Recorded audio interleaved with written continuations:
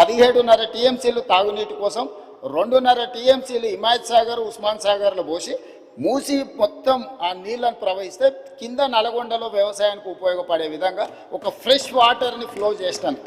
మూసిలో ఉన్న కాలుష్యం ఈరోజు నగరంలో ఉండే అన్ని డ్రైనేజ్ వ్యవస్థలన్నీ అక్కడికి వస్తున్నాయి అధ్యక్ష. నగరంలో 783 స్క్వేర్ కిలోమీటర్లు టెరేన్ ఇట్లు ఉండడం వల్ల ఇక్కడ ఉండే డ్రైనేజ్ వ్యవస్థ కానీ, వర్షాలు కానీ, కాలుష్యం నీరు కానీ, పరిశ్రమల నీళ్లు కానీ మూసీలకే వచ్చి చేరుతున్నాయి అధ్యక్ష. ఈరోజు ఈ డ్రైనేజ్ వ్యవస్థను మొత్తం అరెస్ట్ చేసి సివరేజ్ ట్రీట్మెంట్ ప్లాంట్లు పెట్టి ఆ వాటర్ని ట్రీట్ చేసి ఆ వాటర్ని కూడా హైదరాబాద్ నగరంలో కన్స్ట్రక్షన్ పరిశ్రమలకు వాడాలని, ఇండ్లు కట్టుకోవడానికి, నిర్మాణానికి వాడడానికి, పరిశ్రమల నీళ్లు వాడడానికి, డేటా సెంటర్స్కు నీళ్లు చాలా అవసరం అధ్యక్ష. ఈ గ్రే వాటర్ని డేటా సెంటర్స్కి ఇవ్వడానికి ఈరోజు ఒక బ్రహ్మాండమైన ప్రణాళికతో మనం ముందుకు వస్తున్నాం అధ్యక్ష. ఈ నగరాన్ని మొత్తం ఈరోజు కోర్ అర్బన్ రీజియన్లో, పెరి అర్బన్ రీజియన్, ఈ పెరి అర్బన్ రీజియన్లో కూడా పరిశ్రమలు పెట్టడానికి అవసరమైన మ్యానుఫ్యాక్చరింగ్ జోన్ క్రియేట్ చేసినాం. అది 10,000 స్క్వేర్ కిలోమీటర్ల అధ్యక్ష. Outer ring road out side, regional ring road inside 10,000 square కిలోమీటర్ల ప్రాంతంలో పరిశ్రమలు పెట్టడానికి అవసరమైన ప్రణాళికలన్నీ సిద్ధం చేసి రేడియల్ రోడ్ చేసి భారత్ ఫ్యూచర్ సిటీ అని ఒక 30,000 ఎకరాలలో ఒక కొత్త నగరాన్ని నిర్మించాలని ఈరోజు ఒక బ్రహ్మాండమైన ప్రణాళికతోనే, ఒక కార్యాచరణతో మనం ముందుకు వస్తున్నాం అధ్యక్ష. సో ఈ ప్రణాళికలన్నీ కూడా ఈరోజు మన సభ్యులు ఏదైతే ప్రశ్నలు అడిగినరో, ట్రాఫిక్ రిలేటెడ్ ఎలివేటెడ్ కారిడార్స్ ఏమైనా అంటుండ్రో, ఈ నగరానికే పరిమితం చేయకుండా 2,000 స్క్వేర్ కిలోమీటర్ల పైన ఉన్న కోర్ అర్బన్ రీజను దానిపైన 10,000 స్క్వేర్ కిలోమీటర్లకు విస్తరించి రీజనల్ రింగ్ రోడ్డు లోపల ఒక బ్రహ్మాండమైన అద్భుతమైన నగరము, నగరంతో పాటు నిర్మాణానికి అవసరమైన, పరిశ్రమలు పెట్టడానికి అవసరమైన కార్యాచరణని, ట్రంక్ ఇన్ఫ్రాస్ట్రక్చర్ని ఈరోజు డెవలప్ చేయాలనుకున్నాం. Regional ring road outside నుంచి దాదాపు 1,00,000 స్క్వేర్ కిలోమీటర్లు ఉంటుంది అధ్యక్ష తెలంగాణ. ఆ తెలంగాణ మొత్తం వ్యవసాయ ఆధారిత పరిశ్రమలు, వ్యవసాయాన్ని చేయాలని ఒక కాంప్రహెన్సివ్ ప్యూర్ రేర్, ప్యూర్లో వచ్చేసి సర్వీస్ సెక్టర్, ప్యూర్లో వచ్చేసి మ్యానుఫ్యాక్చరింగ్ సెక్టర్, రేర్లో వచ్చేసి అగ్రికల్చర్ సెక్టర్, అంటే ఒక కాంప్రహెన్సివ్ ప్రణాళిక. ఈ కార్యాచరణ మొత్తం అమలు చేయడానికి ఇప్పుడు మన పాలసీని అడాప్ట్ చేసుకున్నాం అధ్యక్ష. ఈ పాలసీతో పాటు tourism policy, sports policy, industrial policy, energy policy, వీటన్నిటిని కూడా ఒక పాలసీస్ తీసుకొచ్చినాం అధ్యక్ష. పాలసీ లేకుండా పనిచేస్తే గతంలో జరిగినట్టు నచ్చితే నజరానా, నచ్చకపోతే జుర్మానా అనే విధానాన్ని ఈరోజు నియంత్రించాలని ప్రభుత్వము పారదర్శకంగా ఎవరైనా ఉండని ఈ పారామీటర్స్కు లోబడి అప్లికేషన్ పెట్టుకుంటే ఆన్లైన్ క్లియర్ చేసేటట్టు ఈరోజు ఒక పారదర్శకమైన పరిపాలన. ఇప్పుడు గుడ్ గవర్నెన్స్ కాదు అధ్యక్ష, స్మార్ట్ గవర్నెన్స్కు మనం ఎదగాల్సిన అవసరం ఉంది. సిటిజన్ చార్ట్ పెట్టుకొని ప్రజలు ఏమడిగిన సేవలు వాళ్ళ ఇంటికి కంప్యూటర్లో ఆన్లైన్లో వాళ్ళకి ఇచ్చే ఒక వ్యవస్థను అభివృద్ధి చేస్తున్నాం అధ్యక్ష.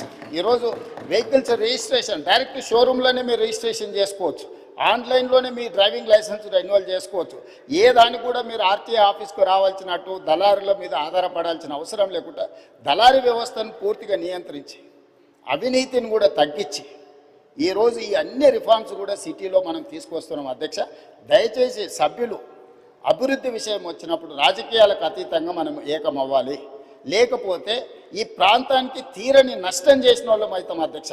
రాజకీయాలు వచ్చినప్పుడు, ఎన్నికలు వచ్చినప్పుడు ఎన్నికలలో గెలవడానికి ఏం కావాలా, ఏం చేయాలా, ఎవరిని ఎవరు ఓడగొట్టుకోవాలా, ప్రజలు ఎవరిని గెలిపించాలి వాళ్ళు నిర్ణయం చేస్తారు అధ్యక్ష. కానీ ఈరోజు ఎన్నికలు లేవు, ఈరోజు మనం అభివృద్ధి. అందుకే ఈరోజు 3 మున్సిపాలిటీలను చేసుకున్నాం, హైదరాబాద్, సైబరాబాద్ అండ్ మల్కాజ్గిరి. చాలామంది ఎందుకు చేసినారు అధ్యక్ష, మల్కాజ్గిరి ప్రాంతం వెళ్ళండి, నేను ఎంపీగా పనిచేసిన.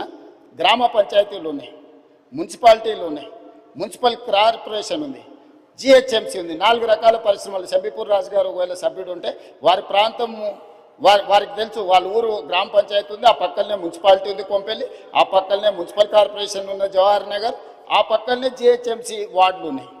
4 రకాల పరిపాలన స్థానిక సంస్థలలో జరగడం వల్ల గ్రామ పంచాయతీ పార్టీకి గ్రామ పంచాయతీ పనిచేస్తుంది, మున్సిపల్ పార్టీకి మున్సిపల్ పనిచేస్తుంది, మున్సిపల్ కార్పొరేషన్ వేరేలాగా పనిచేస్తుంది, జిహెచ్ఎంసీ ఇంకొకలాగా పనిచేస్తుంది.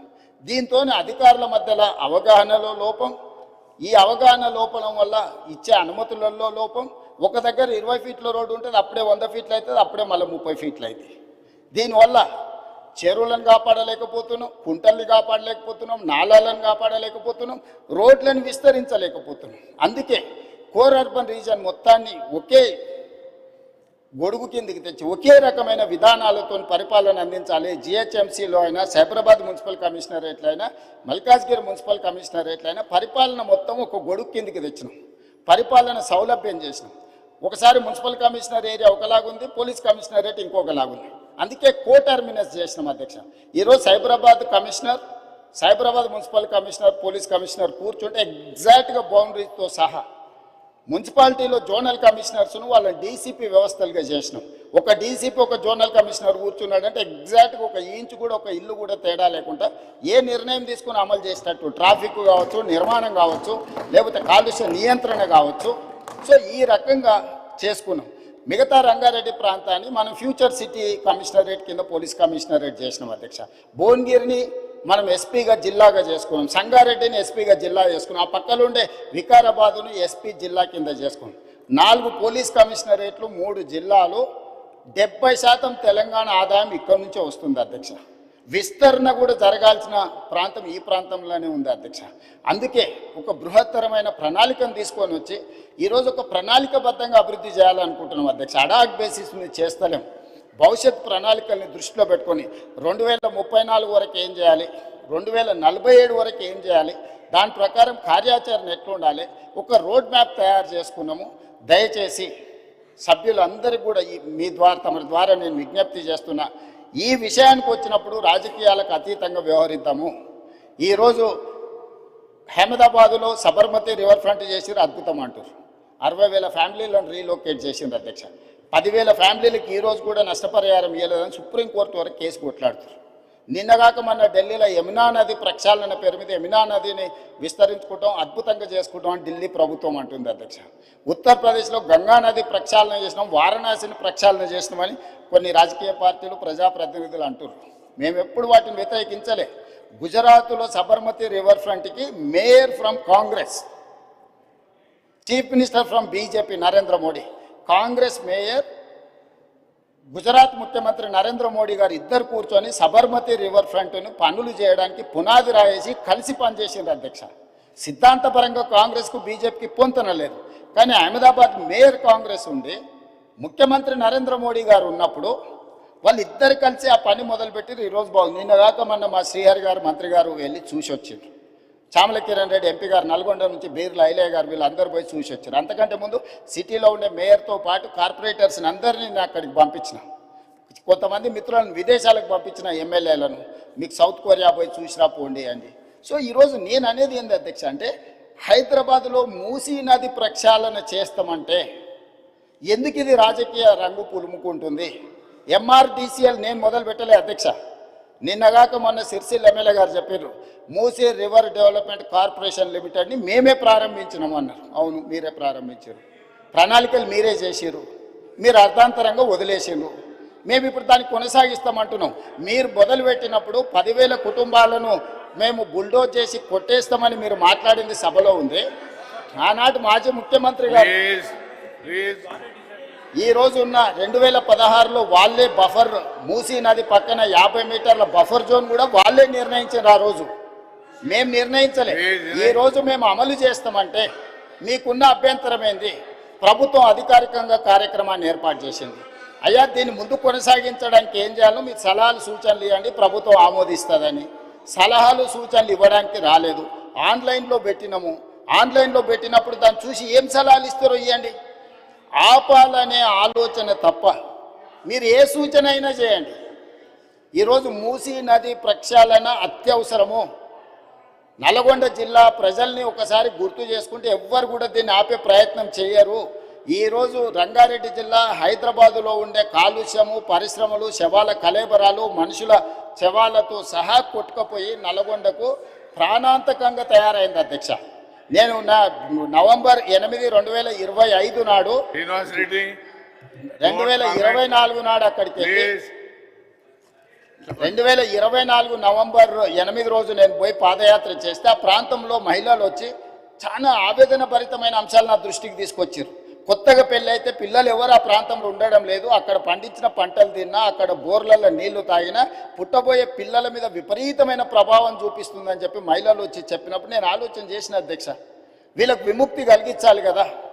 మనకు అవకాశం వచ్చినప్పుడు ఒక మంచి పని చేయాలి కదా, ఆ మంచి పని చేయడానికి మనం ప్రయత్నం చేయాలి కదా అని ప్రణాళికలు రచించినాం అధ్యక్ష. ఆ ప్రణాళికలలో మీరు అందరు చదువుకున్నోళ్ళే కదా, ఆడ డాక్టర్లు ఉన్నారు, మేధావులు ఉన్నారు, చాలా సంవత్సరాలు ప్రజల కోసం పనిచేసిన అని చెప్పుకునే వాళ్ళు ఉన్నారు. మీరు చదవండి, డాక్యుమెంట్లో మీరు సజెషన్ ఇవ్వండి. ఆపాలనేది కాకుండా ముందుకు వెళ్ళడానికి అవసరమైన మీ సలహాలు ఇవ్వండి. మీరు సలహాలు ఇస్తే మాకు అభ్యంతరం లేదు, ఆ సలహాలను మా ప్రభుత్వం స్వీకరిస్తుంది. అంతే తప్ప మేము చెయ్యలేము, మేము ఆపేస్తామనే విధానము ఎవరికి మంచిది కాదు. దయచేసి చైర్మన్ సార్, మీ ద్వారా ప్రధాన ప్రతిపక్షానికి నా సూచన ఒక్కటే, మీరు ఏం సలహాలు ఇస్తారో ఇవ్వండి, నిరభ్యంతరంగా మేము వాటిని స్వీకరిస్తాం. ప్రజలకు ఉపయోగపడేది ఉంటే 100% వాటిని అమలు చేస్తాం. మీరు ప్రాజెక్టును ఆపాలన్న ఆలోచన నుంచి బయటకు వచ్చి రాజకీయ ప్రయోజనము, రాజకీయ కక్షని పక్కన పెట్టేసి మీరు ముందుకు వచ్చి ఏమైనా సూచన చేయండి. ఈ ప్రభుత్వం ఓపెన్ మైండ్తో ఉంది. ఒకవేళ నన్ను కలవడానికి మీకు అభ్యంతరం ఉంటే మా శ్రీధర్ బాబు గారు రంగారెడ్డి జిల్లా ఇన్ఛార్జ్ మినిస్టర్, పొన్నం ప్రభాకర్ గారు హైదరాబాద్ ఇన్ఛార్జ్ మినిస్టర్, ఆ మంత్రులతోనూ కమిటీ వేస్తా. డిప్యూటీ సీఎం గారు, శ్రీధర్ బాబు గారు, పొన్నం ప్రభాకర్ గారితో ఒక క్యాబినెట్ సబ్ కమిటీ వేస్తా. మీకు ఏమైనా సూచనలు ఉంటే క్యాబినెట్ సబ్ కమిటీకి సబ్మిట్ చేయండి. డెఫినెట్గా we will examine, we will take a final decision. ఈ కన్సెన్సస్ బిల్డ్ చేసి చేయాలనుకుంటున్నాం అధ్యక్ష. ఉన్న పలంగా మేమేదో కూలగొట్టేస్తాం, మేమేదో కట్టేస్తామని ఇట్లాంటి ప్రచారాలు మానండి. నిన్నగాక మన ఒక అపార్ట్మెంట్కి సంబంధించిన బాధితులు ఆపండి ఆపండి అంటారు. మేము అడగనే లేదు, మీకు ఈ ప్రాబ్లం ఉందని చెప్తున్నాం. మీకు సమస్య ఉంది, ఈ సమస్యను ఎట్లా కావాలనో చేయండి అని అంటే మీరు దాన్ని ప్రచారం కోసం వాడుకోకండి. ఈరోజు ఆడ గాంధీ సరోవర్ కట్టడానికి 98 ఎకరాలు డిఫెన్స్ ల్యాండ్ కేంద్ర ప్రభుత్వం ఇస్తుంది అధ్యక్ష. టూరిజం దగ్గర రాష్ట్ర ప్రభుత్వం దగ్గర ఇంకొక 100 ఎకరాల ల్యాండ్ దాదాపు ఉంది. ఆ అపార్ట్మెంట్స్ ల్యాండ్ తీసుకోకపోయినా ప్రభుత్వానికి ఆ ప్రాజెక్టుకి ఎలాంటి ఇబ్బంది లేదు. ఆ ప్రాజెక్టులో అపార్ట్మెంట్స్లో ఉన్న మిత్రులకు నేను చెప్పేది ఒకటే, 2005-06లో మీరు పర్మిషన్ తెచ్చుకున్నప్పుడు అది చిన్న నాలా కింద చూపించి 9 మీటర్ల బఫర్ జోన్ చూపించి మీరు అనుమతులు తెచ్చుకున్నారు. 2012లో 2016లో బఫర్ జోన్ 50 మీటర్లకు, అది మూసీ నది పరివాహక ప్రాంతం కాబట్టి 50 మీటర్ల బఫర్ జోన్ డిఫైన్ అయిపోయింది. 50 మీటర్ల ప్రకారం మార్క్ చేస్తే సగం అపార్ట్మెంట్స్ ఈరోజు బఫర్ జోన్లో ఉన్నాయి. రేపు భవిష్యత్తులో అది కొనుక్కోవడానికి అమ్ముకోవడానికి పనికిరాదు. రేపు భవిష్యత్తులో ఏమీ చేసుకోలేరు, మీకు నష్టం జరుగుతుందని మాత్రమే చెప్తున్నాము. వాళ్ళకి ఇష్టమైతే ఆ ల్యాండ్ ప్రభుత్వ అభివృద్ధిలో భాగస్వామ్యం ఇప్పుడు చేస్తే వాళ్ళకు నష్టపరిహారం ఇచ్చి ప్రత్యామ్నాయం చూపించడానికి మాకు అభ్యంతరం లేదు అధ్యక్ష. ఎవరిని నిరాశ్రయులం చేస్తలేము అధ్యక్ష. అధ్యక్ష నా సూచన ఒక్కటే అధ్యక్ష, నా సూచన ఒక్కటే,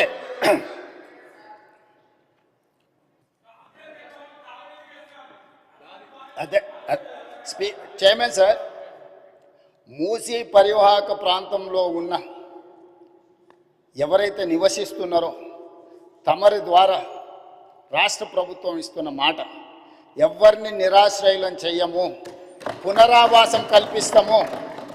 నిరాశ్రయులం చేసి వీధిలో పడేయడం వేరు, అభివృద్ధిలో భాగంగా నష్టపోతున్న వాళ్ళకు పునరావాసం కల్పించడం వేరు. రాష్ట్ర ప్రభుత్వం ప్రతి ఒక్కరికి పునరావాసం కల్పిస్తుంది, మెరుగైన జీవన విధానానికి అవసరమైన ప్రమాణాలను పెంచుతుంది, విద్య వైద్యాన్ని అందిస్తుంది, మహిళా సంఘాలకు వ్యాపారం చేసుకోవడానికి అవసరమైన ఆర్థిక సహాయాన్ని అందిస్తుంది. ఎవరిని కూడా నిరాశ్రయులను చెయ్యము. తమరి ద్వారా ఆ నిర్వాసితులని వీళ్ళు ఏదైతే వాళ్ళని ఉసిగొల్పుతున్నారో వాళ్ళకి నేను మాటిస్తున్నా అధ్యక్ష, ఏ ఒక్కరికి కూడా నష్టం చెయ్యము. మీకు మెరుగైన వసతులను ఏర్పాటు చేసి మిమ్మల్ని తరలిస్తాము. కాబట్టి ప్రాజెక్టు నిర్మించుకుంటూనే దానివల్ల ఎవరికైనా ఇబ్బంది కలిగితే వాళ్ళకి ప్రత్యామ్నాయ ఏర్పాట్లు చేద్దాం అధ్యక్ష. మీరు స్పష్టంగా సభ్యులందరూ కూడా మీరు చెప్పండి అధ్యక్ష. నేను మీ ద్వారా మూసీ పరివాహక ప్రాంతంలో నివసిస్తున్న పేదలకు నేను అష్యూర్ చేస్తున్నా, నేను అసెర్టైన్ చేస్తున్నా, ఎవరు రాజకీయ ప్రయోజనాల కోసం మిమ్మల్ని ఉసిగొల్పాలన్నా మీ భావోద్వేగాలను స్వార్థ ప్రయోజనాలకు వాడుకోవాలనుకుంటే వాళ్ళ ఉచ్చులో పడకండి. నేను అధికారులను మీ దగ్గరికే పంపించినా, మళ్ళీ పంపిస్తా, ప్రజాప్రతినిధులను పంపిస్తా. ఎంఐఎం పార్టీతో నేను చర్చించి ఎమ్మెల్యేలతో మాట్లాడినా, దాదాపుగా 7 మంది ఎమ్మెల్యేలు ఆ పరివాహక ప్రాంతంలోనే ఉన్నారు. ఆ పార్టీ అధ్యక్షునితో మాట్లాడినా, ఆ ఎమ్మెల్యేలతో మాట్లాడినా. బఫర్ మార్క్ మూసి పరివాహక ప్రాంతాన్ని నిర్ణయించి బఫర్ జోన్ను నిర్ణయించి ఎవరెవరు బాధితులు వాళ్ళందరినీ కూడా ఏ రకంగా వాళ్ళకు సహాయం అందించాలో ఆ సహాయాన్ని అందించే బాధ్యత ఈరోజు ప్రభుత్వం తీసుకుంటుంది. కాబట్టి దయచేసి అపోహలు సృష్టించకండి, అనవసరమైన రాద్ధాంతం చెయ్యకండి. హైదరాబాదు నగరాన్ని అభివృద్ధి చేసుకుందాం. సభ్యులు ఒక మంచి ప్రశ్న అడిగినారు, అందుకే సుదీర్ఘంగా తమరి ద్వారా నగర ప్రజలకు రాష్ట్ర ప్రజలకు వివరించే అవకాశం కల్పించినందుకు తమరికి ధన్యవాదాలు తెలియజేస్తున్నా అధ్యక్ష. శ్రీధర్ బాబు గారు క్వశ్చన్ క్లోజ్ చేయండి. అధ్యక్ష, గౌరవనీయులు మహేష్ కుమార్ గౌడ్ గారు, దయాకర్ గారు చెప్పిన అన్ని అంశాలను కూడా గౌరవ ముఖ్యమంత్రి గారు రాబోయే కాలంలో గ్రేటర్ హైదరాబాద్కి సంబంధించి మరి నగరాభివృద్ధికి సంబంధించి ట్రాఫిక్ రద్దీకి సంబంధించిన అంశాల విషయంలో కూడా సవివరంగా